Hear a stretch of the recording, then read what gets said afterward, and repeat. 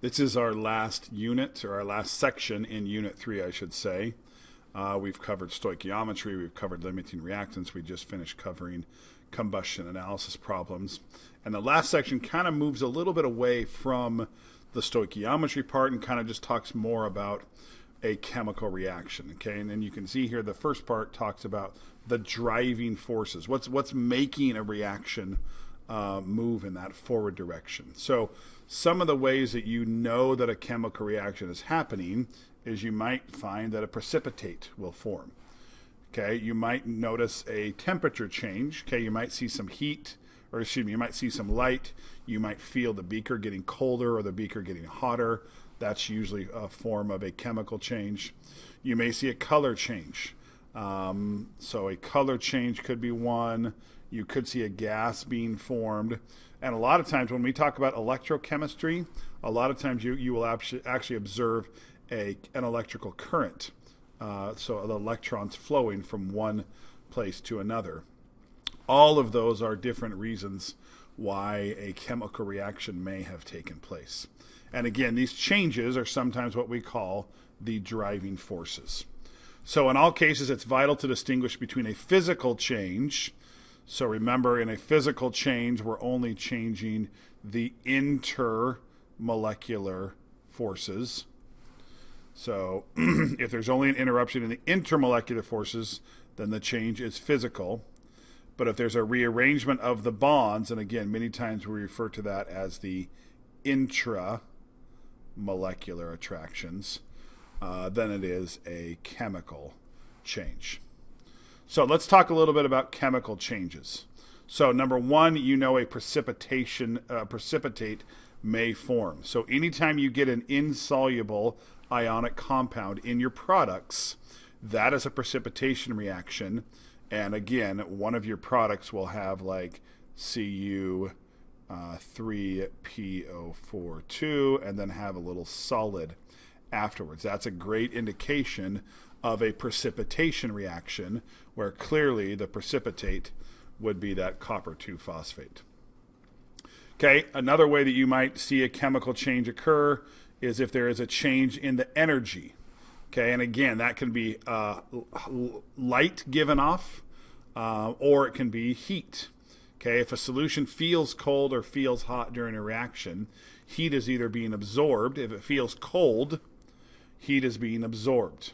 Okay, so heat is either being absorbed, and again, that feels cold, and that is an endothermic process. Or heat is released. If heat is released, then it feels hot, and it's an exothermic process. Okay, so if there's light, if there's a color change, again, that's also evidence of a chemical change. Okay, number three, the formation of a gas. Now, obviously, in a real lab, a gas might be produced, and you're like, well, I don't know, I couldn't see the gas. So that may not be easy. But of course, on the AP exam, you're not going to be in a lab, and so you are going to know, oh, it's a chemical reaction, it's producing a gas. So one of the ways that you get gases to be produced is if you take an acid and you add a metal to it. Okay, so really this is just a single replacement reaction, okay, where you've got the metal, the zinc, and it's going to come in here, it's going to kick out the hydrogen and put the hydrogen by itself, and you make zinc sulfate. Okay, and here you know that hydrogen is a gas. So anytime you add a metal to an acid, and again, the evidence of a gas being produced is if you put a flaming splint of wood into the test tube where the hydrogen gas is being produced, it basically will react. Okay, the H2, you've got the flame in there, so the H2 will react with the O2 to make H2O. So you will hear a little popping sound, a little squeaky popping sound if there is hydrogen inside that tube. And again, anytime you add a metal to an acid, it will produce hydrogen gas. And again, that's just a single replacement reaction you should be aware of. And when it does that, again, and they ask you questions like this on the AP test, is if you put that, get a piece of wood like a splint and you put it in there, and we did this in regular chemistry, you put that into the test tube and it kind of makes you jump a little bit because it does make that squeaking pop sound. Okay, so acid plus metal makes that ionic salt. Remember, when we talk about salt, that just means an ionic compound, or excuse me, ionic compound here, and then the hydrogen gas. Okay, and again, when you produce hydrogen gas, stick that flaming splint in there, and you will hear a sound from that. Okay, another example of a formation of a gas is an acid.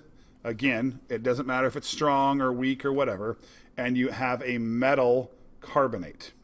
So in this case, hopefully you can see that that's going to be a double replacement reaction where the calcium is going to come over with the chlorine right here, and then we've already talked about this.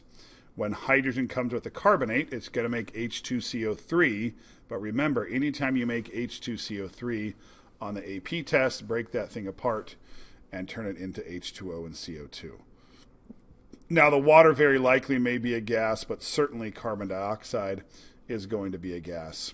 So here you've got your ionic salt again, the calcium chloride, and then the H2CO3, which again we represent as H2O and CO2.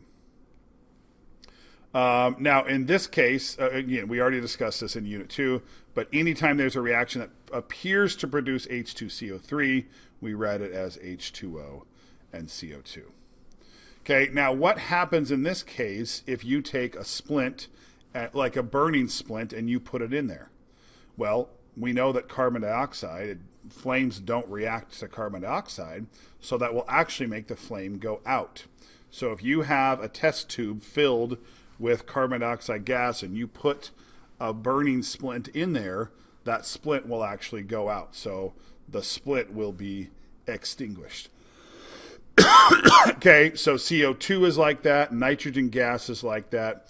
Basically, unless it's a flammable gas like hydrogen, then it does not. It's going to make it go out unless it's just oxygen. So number 3 is the third one, the decomposition of hydrogen peroxide. And this is, I don't know why, but they use this reaction a lot on the AP test, or at least they have in the past.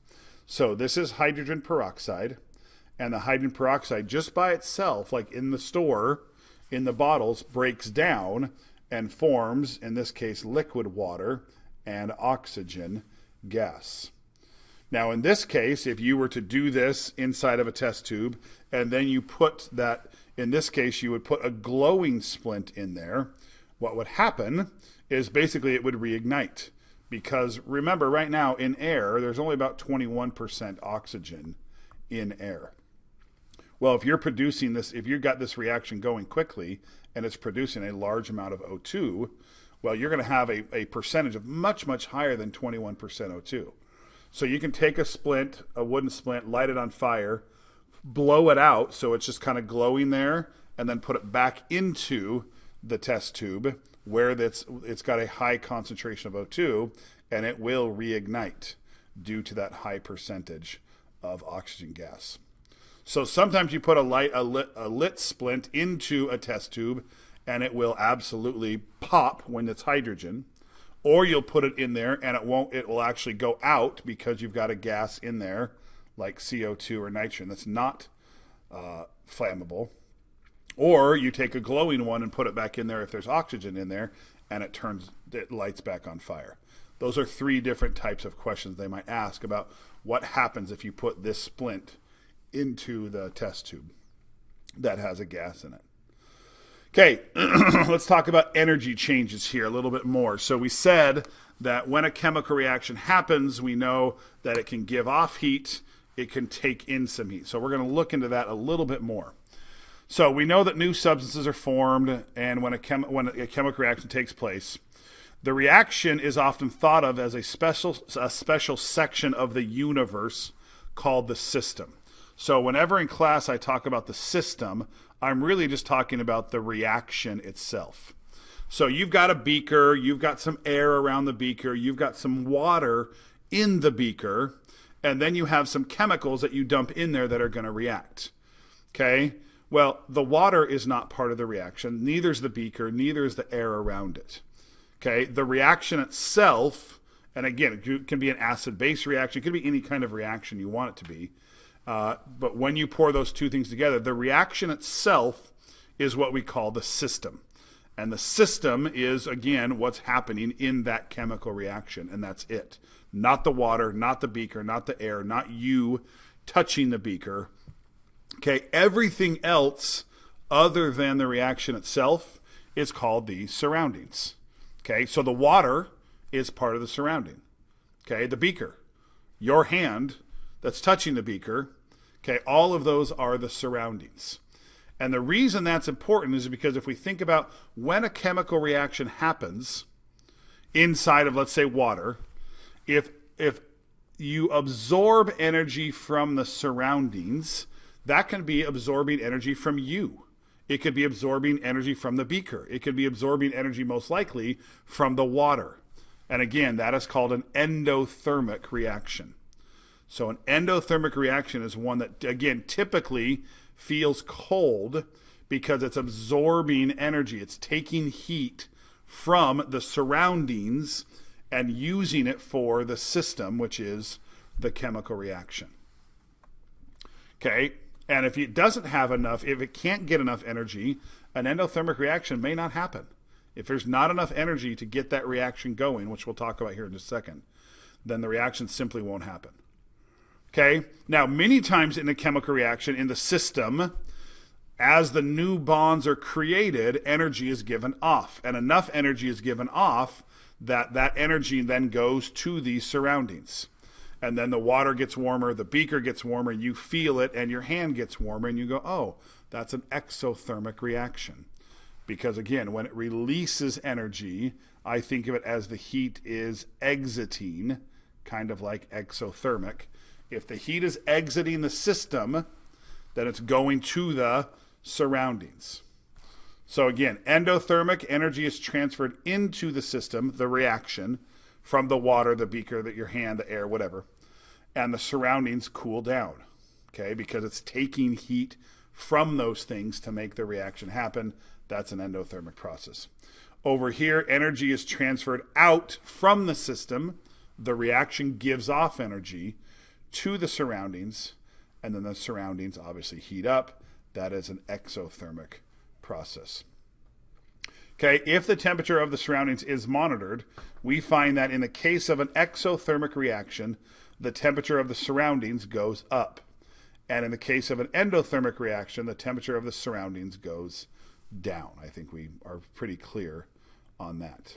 Now, what that means is you can see something like this. And these two types of diagrams are very, very similar.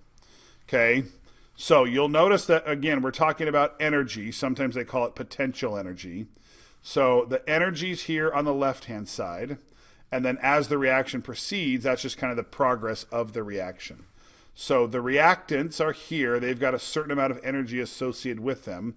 And then there's this right here. There's that big peak it has to get over.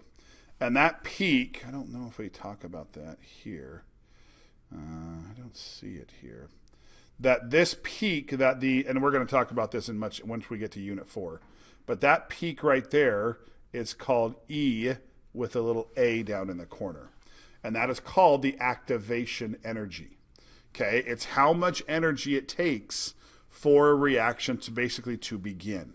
It's kind of like taking a bowling ball, and if you take that bowling ball and you roll it up a hill, if you don't roll it hard enough, it's going to roll right back down. So you might get it up to here and then go, oops, and then it rolls all the way back down.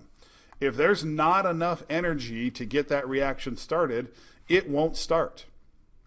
And so a lot of times it takes an increase in temperature to get a reaction to start. That's why a lot of reactions go faster when it's warmer. Okay, you put your bread in the freezer because that's slow. It obviously lowers the temperature and it slows down that process of the bread getting moldy. Okay, the same reason why we put our food, much of our food, into the refrigerator as well is because it slows down the reaction of the food going bad. Okay, now activation. Well, think about even lighting your barbecue. Okay, when you light your barbecue, if you turn that knob and all of a sudden the flame started, well, how did it start? It doesn't. That doesn't happen. What do you have to do to make that reaction start is you have to provide some energy of activation. Okay, and obviously that A, you're activating. Okay, it's called activation energy. Okay, you're providing some energy to allow that reaction to begin, which is kind of nice. Because a kid walks by and turns on a knob on the barbecue, you're probably glad that it doesn't just automatically start. Okay, when you push the button and it sparks a little bit, or you use the lighter and you put that lighter down by the burner, what you're doing is you're providing some of the activation energy. You're not lowering the activation energy. You are giving the reaction the activation energy it needs to reach this top part. And once it reaches the top part, now basically you're giving enough energy to break those bonds. And now at this point, the bonds are broken, and now new bonds are going to be formed. And when that happens, now that's an energy releasing process. So this first part to here is to break those bonds, and then from here on out, the energy is being released as new bonds are formed. Okay, the overall energy change has nothing to do with the activation energy. This right here is your overall energy change. Where did you start? Where did you end? Now you'll notice on this one on the left that the amount of energy is higher in the products than it is in the reactants. And basically that means it took more energy to break the bonds than the energy that was released when the new bonds were formed. So this part here took more energy than this part gave, that part released energy. So in order to get the products to a higher energy than the reactants, energy must be absorbed. So where does this energy come from? It comes from the water, it comes from the air, it comes from wherever it needs to get it from, but it's absorbing that energy from the surroundings, whatever that may be, and the temperature of the surroundings is going to go down. Okay, over here on the right-hand side, notice that overall, this is the amount of energy it takes to get to here, but then this is the amount of energy that's released. So in this case, the overall energy change is down, and again, that's an exothermic process. So this is an energy releasing process. This is an energy absorbing process. Because more energy is released than energy is absorbed to break those bonds. And again, the amount of energy it takes to get that reaction started to break those bonds, which is from here to here, that again is the activation energy. Okay, so in order to get the product to a lower energy than the reactants, energy overall is released to the surroundings and the temperature goes up. Okay, so in other words, in an endothermic process, heat is transferred from the surroundings to the system, to the reaction. It's taking heat from the surroundings, adding it to the system. Think of two solutions being poured together and a reaction occurring. The water in this case is the surroundings, and the reaction itself is the system. So in an endothermic process, the heat is transferring from the water, the surroundings, to the system, which is the reaction, to allow the reaction to happen. Basically, to get over this bump right here, it's going to take heat in either way. Notice that exothermic and endothermic both have some activation energy. Okay, the combustion of propane is absolutely an exothermic process, but it still requires some energy to break those first bonds, which is why we have this peak right here, because you got to get to this point right here. You got to get those bonds broken, and then it's releasing enough energy to keep this part, to keep those reactants from to keep them reacting. Okay, so endothermic processes typically feel cold. As can see in the diagram above, an endothermic process, the energy of the products is higher than the energy of the reactants. Notice that here, energy of the products is higher than the reactants. And in an exothermic process, the opposite is true. The energy of the products is lower than the energy of the reactants. And obviously, if you had one that was perfectly like this, obviously there is no, that's nothing. Is it exothermic? Is it endothermic? It's neither one. It still takes some activation energy, but the amount of energy it takes to break the bonds is exactly the same as the amount of energy it takes when the new bonds are formed. Okay, in an exothermic process, the opposite occurs. Heat is transferred to the surroundings, which is why exothermic processes feel hot, and the energy of the products is lower than the energy of the reactants. Okay, in order for any reaction to begin, here it is, we finally get to it, the reaction must overcome what we call the activation energy barrier. So many times it'll say a reaction at 20 degrees doesn't happen, but when the reaction is at 200 degrees, it does happen. Why? What makes the difference? Well, at a higher temperature, you've got molecules that have more energy associated with them. And when that happens, you have more molecules that can overcome the activation energy barrier. And once they overcome the activation energy barrier, then they get to the energy releasing process when the new bonds are formed. Okay? But activation energy is a big component of a chemical reaction. Okay, so here's just a couple examples. Is the boiling of water an endothermic or exothermic process? Now, I put that in there because you're going to think, well, boiling water's hot, and he just said when it's hot, that's exothermic. Okay, if boiling of water, you're taking H2O liquid and turning it into H2O gas. Okay, you're breaking intermolecular attractions. Anytime you break anything at all, that requires energy to do so. Water's stuck together in the liquid form, and then they're apart when you're in the gas form. So in this case, even though it's hot, that is still an endothermic process. You just said when it's hot, it's exothermic. If the reaction gives off heat, that is exothermic. Why is water boiling in the first place? Because you heated it up. You're adding heat. You're providing that heat from the surroundings. When you put the pan on the stove and you turn the heat on, you're adding heat to the system. Okay, that process of the H2O liquid turning into H2O gas, you're providing energy to that. Okay, and what's it doing? It's absorbing that heat. That absolutely is an endothermic process.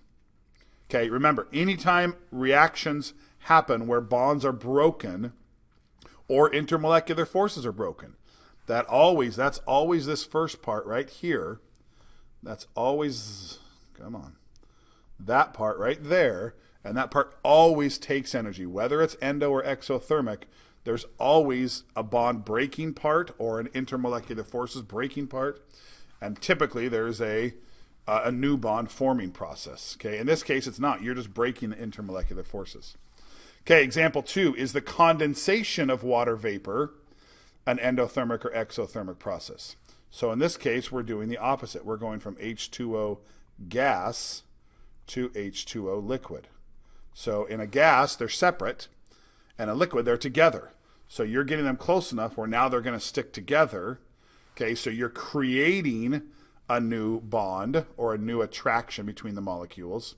So again, now we're to this part right here, or right here, where you're creating new attractions, again, whether it's a bond or an intermolecular force. And what that does is that releases energy, and therefore that is an exothermic process. Now in this case, example 3 is, okay, what about both of these together? Which type of reaction is generally more, now here's a fancy word we're going to learn in more detail later this year. Which reaction is more thermodynamically favorable? Which one's more likely to occur, an exothermic or an endothermic process? Well, if we look back up here, an endothermic process needs heat. Okay, and typically you can see, at least in this example, that the amount of activation energy is much higher in this endothermic process than the exothermic. And so for this reaction to continue, yes, there is some energy released right here. And you can use some of that to get back up the hill part way. But an endothermic process, if there's not enough heat, an endothermic process cannot continue.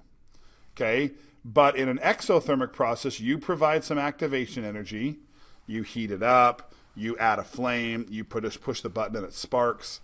And then from that point on, there's enough energy given off to continue to climb all the way up to the top of the mountain every single time. And as those new bonds are created, more and more energy is given off, which again allows that reaction to continue to go without any outside interference. Doesn't matter how cold it is, how hot it is, doesn't, because this basically an exothermic process is providing its own energy to keep that reaction going. Okay, so which one is more likely to occur? Absolutely exothermic. Okay, typically an exothermic process is much more thermodynamically favorable than an endothermic process is. Simply put, because it provides and it produces its own energy to keep that reaction going, where in an endothermic process it does not.